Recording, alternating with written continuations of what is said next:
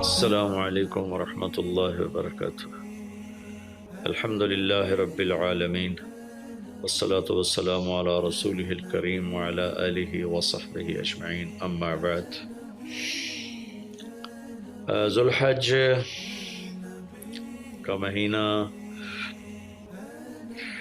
ہمارے مبارک مہینوں میں سے ایک مہینہ ہے کہ اس میں اللہ تعالیٰ نے حج اور قربانی، یہ دو بڑے عمل اس میں جمع فرمائے ہیں۔ پوری دنیا سے حجاج کرام اس مہینے میں حج بھی کرتے ہیں اور پھر مینا میں آ کر قربانی کرتے ہیں، اور اللہ تبارک و تعالیٰ نے ان ایام کی قسم اٹھائی ہے، والفجر ولیال عشر والشفع والوتر واللیل اذا یسر هل فی ذلک قسم لذی حجر۔ اور کسی دن کی قسم اللہ نے ایسے نہیں اٹھائی، خاص کر اللہ کو عید کے دن کی قسم اٹھائے، یا جمعے کی قسم اٹھائے، یا لیلۃ القدر کی قسم اٹھائے، انا انزلناہ فی لیلۃ القدر وما ادراک ما لیلۃ القدر، یہ گفت فرمائی، خبر دی۔ لیکن والفجر، مجھے قسم ہے فجر کی، اس سے مراد 10 تاریخ کی صبح، جو 9 کا دن گزار کے حج کا دن ہوتا ہے، اور وہ گزار کے جب 10 کی صبح یعنی قربانی کی جو صبح ہے، اللہ نے والفجر اس کی قسم اٹھائی۔ پھر ولیال عشر، یکم سے 10 ذو الحج کی جو راتیں ہیں ان کی قسم اٹھائی۔ والشفع، یہ 10 کے دن کی قسم اٹھائی۔ والوتر، اور یہ اللہ تعالیٰ نے 9 تاریخ کی قسم اٹھائی۔ واللیل اذا یسر، اور یہ 9 اور 10 کی درمیانی رات کی اللہ تعالیٰ نے قسم اٹھائی۔ یہ کسی بھی ٹائم کی، دن کی، مہینے کی، سال کی، اس طرح اللہ تعالیٰ نے خوبصورت انداز میں قسم نہیں اٹھائی جیسی اللہ تبارک و تعالیٰ نے یہ ان 10 دن راتیں، 9 کا دن، 10 کا دن، 10 کی رات، 10 کی صبح، اور اللہ کے نبی کا فرمان ہے کہ ان 10 دنوں میں اللہ تعالیٰ کو جتنی عبادت پسند ہے وہ اور کسی دن میں بھی پسند نہیں، اور اس میں کوئی شک نہیں، ان 10 دنوں میں سب سے بڑی عبادت وہ حج ہے، جس کو اللہ تعالیٰ نصیب فرمائے اور جس کے مقدر میں فرمائے۔ حج ان 10 دنوں کی سب سے بڑی عبادت ہے۔ عرفات کی ایک دن کی حاضری وہ 10 لاکھ دن کی حاضری یا 1 لاکھ دن کی عبادت کے برابر ہوتی ہے، اور عرفات کے دن کی حاضری میں اللہ تعالیٰ کا ارشاد ہوتا ہے، میرے بندو آج اتنے گناہ لے کر آؤ، جتنے بارش کے قطرے، جتنے درختوں کے پتے، جتنے ریت کے ذرے، جتنے گردش ایام میں جب سے ٹائم شروع ہوا ہے اس میں بننے والے دن اور رات، اور یہاں کے توبہ کرو، میں سب معاف کروں گا۔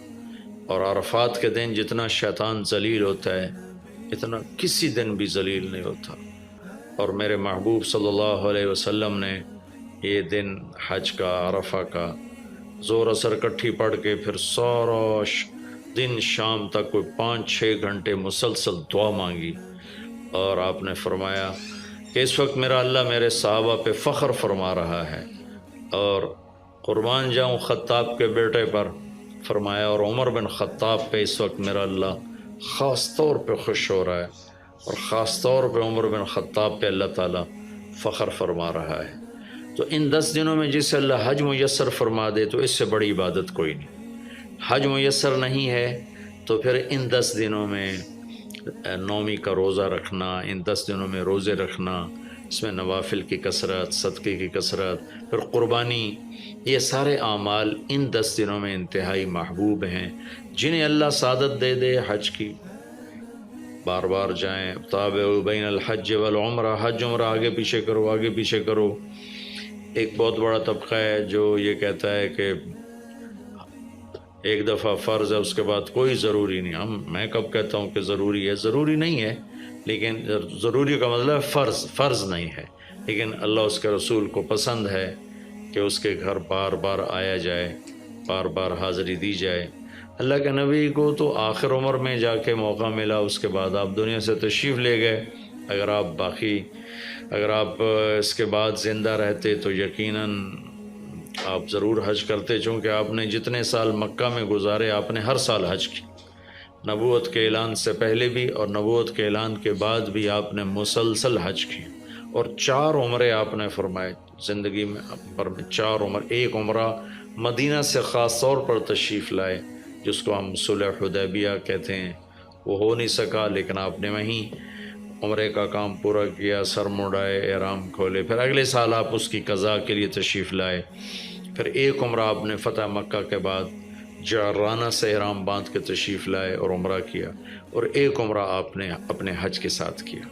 صدیقی دور میں پہلا سال جنگوں میں گزر گیا، دوسرے سال صدیق اکبر اپنے پورے ساتھیوں کے ساتھ حج پہ تشریف لائے، فاروقی دور میں عمر بن خطاب رضی اللہ تعالیٰ 10 سال حکومت کی، 10 سال حج کیا، ہر سال حج پہ تشریف لائے۔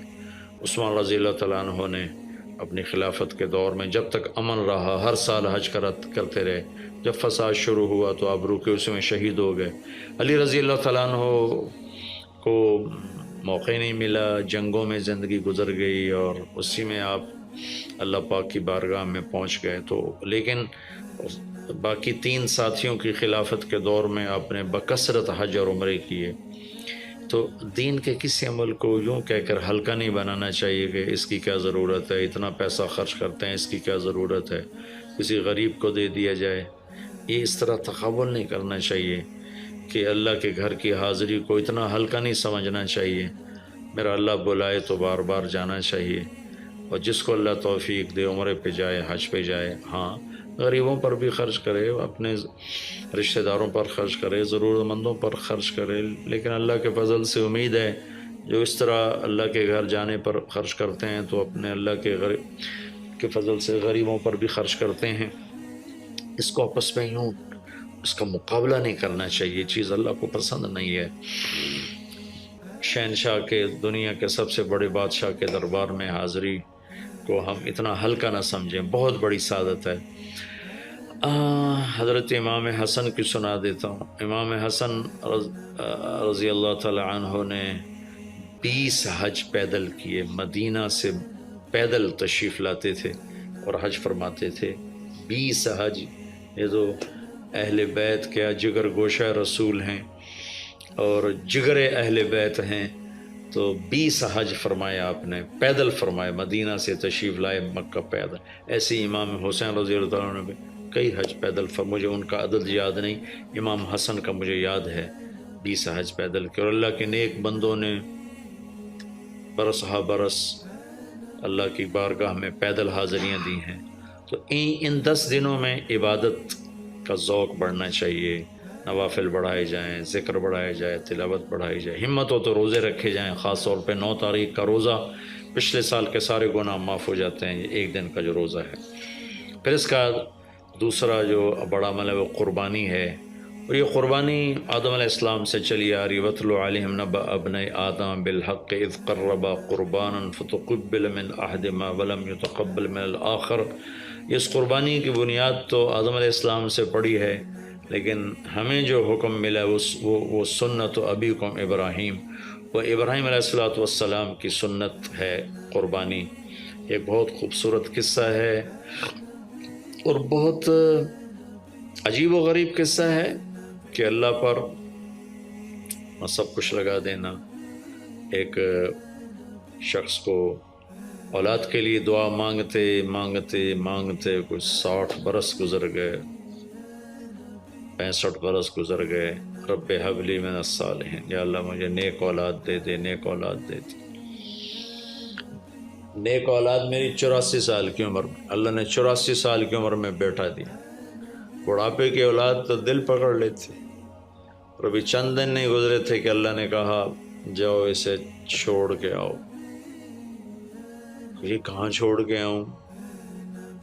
کہ جبریل آئے گا تمہیں راستہ بتائے گا۔ تو جبریل انسانی شکل میں آئے، وہ براق کی طرح نہیں ہے سفر ہوا کہ ایک دم میں پہنچا دیا، بلکہ جبریل انسانی شکل میں آئے، اونٹنی پر سوار ہو کر، ابراہیم علیہ السلام دوسری اونٹنی پر، بچہ اور بیگم، اور ان کو فلسطین سے چلایا، اور چلاتے چلاتے چلاتے چلاتے جب مکے کے کالے پہاڑ آ گئے جہاں کچھ بھی نہیں ہے، نہ پانی نہ سایہ، کہ یہاں چھوڑ دو، بیت اللہ ٹیلا تھا اس وقت، یہاں چھوڑ دو۔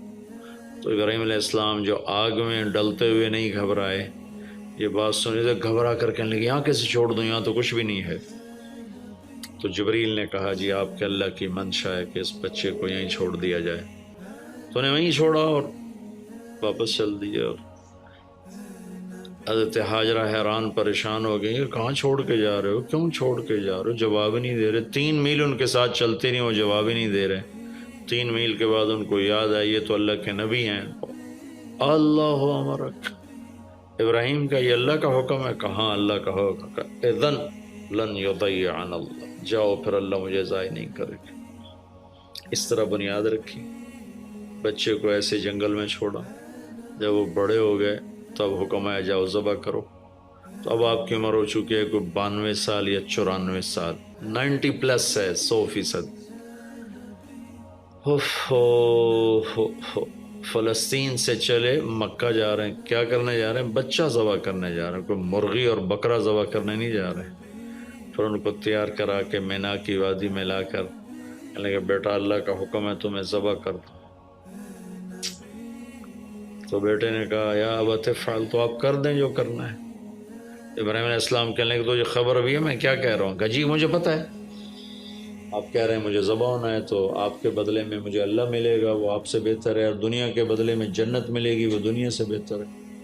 پھر معصوم بچے نے کہا ابا میرے ہاتھ باندھنا، تو مجھے الٹا لٹانا، اور پھر فرمایا کہ مجھے اپنا کرتا اتارا اور کہا کہ یہ میری اماں کو دے دینا، میری نشانی رہے گا، اور آپ اپنے کرتے میں مجھے کفن دے کے ادھر دفن کر دینا۔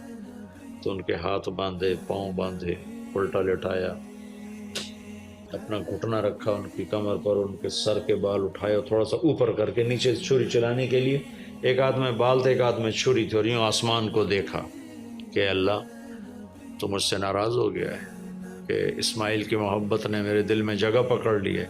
نہیں میرے مالک، میرے دل میں تیرے سوا کچھ نہیں ہے، اگر میرا کوئی امتحان ہے تو پاس کر دے،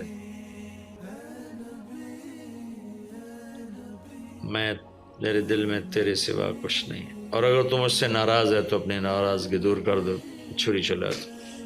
تو میرے مالک نے اسماعیل کو نکال کر چھترے کو ڈال دیا، چھترا، اور آنکھ کھلی تو آنکھوں پر پٹی تھی، کھولی تو آگے چھترا ذبح تھا۔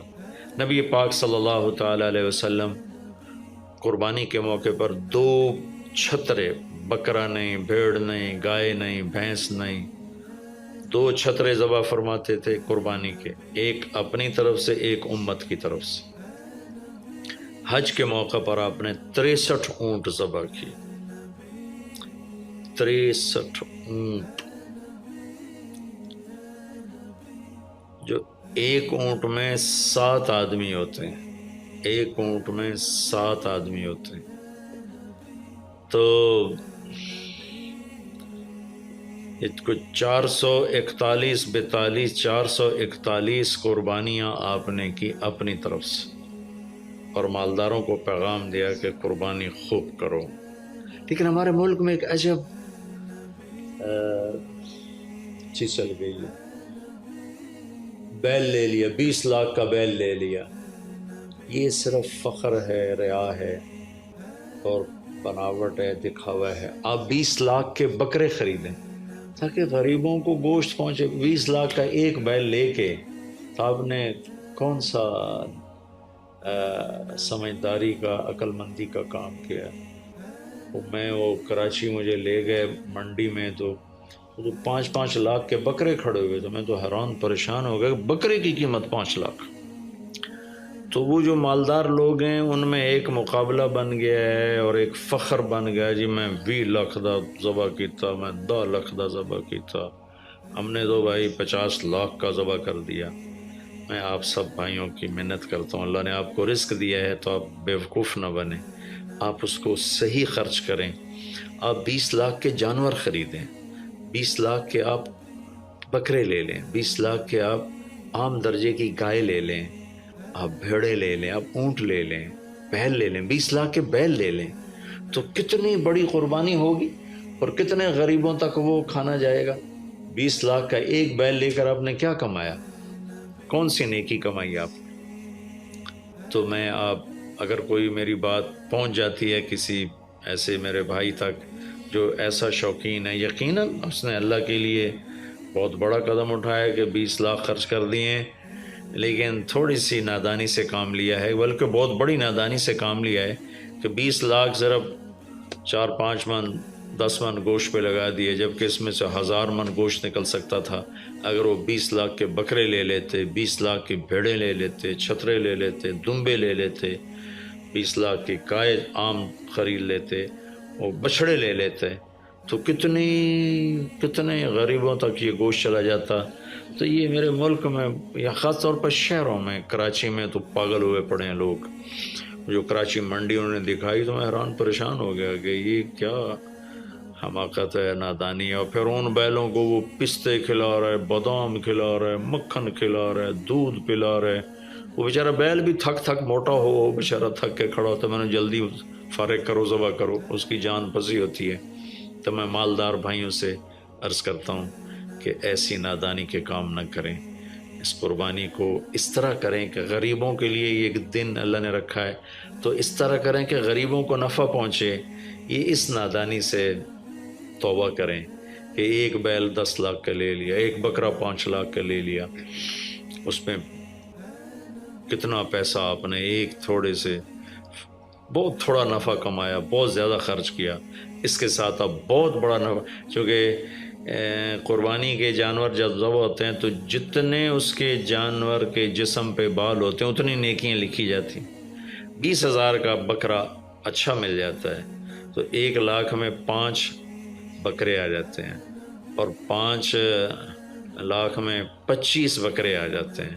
ایک بکرا 5 لاکھ کا لیا، اس کے جسم پہ فرض کرو 1 لاکھ بال ہیں اور آپ نے 25 لیے تو 25 لاکھ آپ کی نیکیاں بڑھ گئیں۔ تو یہ بہت نادان طرز چل رہا ہے۔ میں آپ سب کی منت کرتا ہوں کہ اس طرح پیسہ ضائع نہ فرمائیں، اللہ کی دی ہوئی امانت ہے۔ ایک بیل آپ نے 20 لاکھ کا لے لیا، 20 لاکھ میں تو 100 بکرے آ سکتے، 100 بکروں کے ذریعے سے کتنے لوگوں کی خدمت کی جا سکتی ہے۔ تو اس قربانی کو شوق سے بھی کریں، اور مستحب یہ ہے کہ جس کے جو قربانی کر رہا خود ذبح کرے یا اس کی جگہ کھڑا، وہ اس جگہ ذبح کرنے والے کے پاس کھڑا ہو۔ قربانی کے گوشت میں سے قربانی کی قیمت نہ دی جائے، قربانی کی اجرت نہ دی جائے، اجرت اس کے علاوہ دی جائے، اور اس کی کھال کا صدقہ کر دیا جائے۔ جہاں آپ مناسب سمجھیں وہاں آپ اس کا صدقہ کر دیں تاکہ وہ بھی اللہ کے راستے میں خرچ ہو جائے، استعمال ہو جائے۔ تو ان 10 دنوں کی اللہ تعالیٰ نے بڑی فضیلت رکھی ہے۔ اللہ تعالیٰ ہمیں ان کی قدردانی کی توفیق نصیب فرمائے۔ السلام علیکم ورحمۃ اللہ۔